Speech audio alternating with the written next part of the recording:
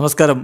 Raf talk ഫുട്ബോളിലേക്ക് എവർക്കും സ്വാഗതം. Argentina ഒരു കാലത്തും മികച്ച ഫുട്ബോൾ കളിച്ചിട്ടില്ല, മനോഹരമായിട്ടുള്ള കളി കളിച്ചിട്ടില്ല.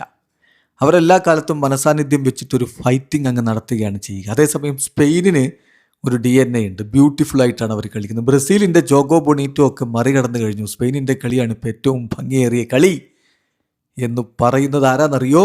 ബ്രസീലിന് ഇതിഹാസം റൊണാൾഡോ ഫെനോമനയാണ്. കളി വിലയിരുത്തിക്കൊണ്ട് അദ്ദേഹം പറഞ്ഞ വാക്കുകളിലേക്ക് നമ്മളൊന്ന് പോവുകയാണ്. അദ്ദേഹം പറയുന്നു, Argentina never played good football, they just fought with a lot of grit, they didn't play beautifully. Argentina ഒരിക്കലും നല്ല ഫുട്ബോൾ കളിച്ചിട്ടില്ല. അവർ ചെയ്യുന്നത് എന്താ? ഒരുപാട് ഒരു ഗ്രിറ്റോടുകൂടി, വലിയ ഒരു മനസാന്നിധ്യത്തോടുകൂടി അവരങ്ങ് ഫൈറ്റ് ചെയ്യും. അവർ മനോഹരമായിട്ടല്ല കളിക്കുന്നത്.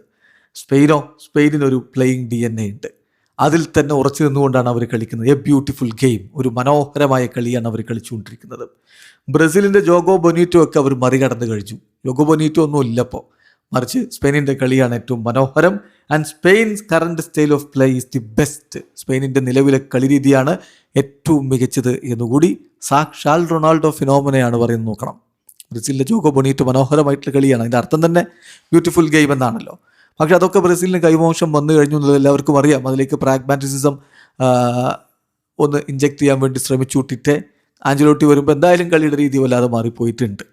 അതേസമയം സ്പെയിൻ അവരുടെ മനോഹരമായ കളിയുടെ DNA അത് പൊടിതട്ടിയെടുത്ത് വീണ്ടും അത് മനോഹരമായിട്ട് അവതരിപ്പിച്ച് അതിൽ റിസൾട്ട് കൂടി കൊണ്ടുവരുന്നു. അർജന്റീനയുടെ കാര്യത്തിൽ ഒരിക്കലും അവർ മനോഹരമായി കളിച്ചിട്ടില്ല. എല്ലാ കാലത്തും അവരിങ്ങനെ പോരാടുക എന്നുള്ളതാണ് അവരുടെ ഒരു രീതി എന്നുകൂടി R9 പറഞ്ഞു വെക്കുന്നു. നിങ്ങൾക്ക് ഇതിൽ വ്യത്യസ്ത അഭിപ്രായങ്ങളുണ്ടാവും, കമൻറ്റ് ബോക്സ് രേഖപ്പെടുത്താം. വീഡിയോ അവസാനിക്കുന്നു. ഫുട്ബോൾ ലോകത്തെ കൂടുതൽ വിശേഷങ്ങളുമായി റാഫ് ടോക്സിൽ എത്താം.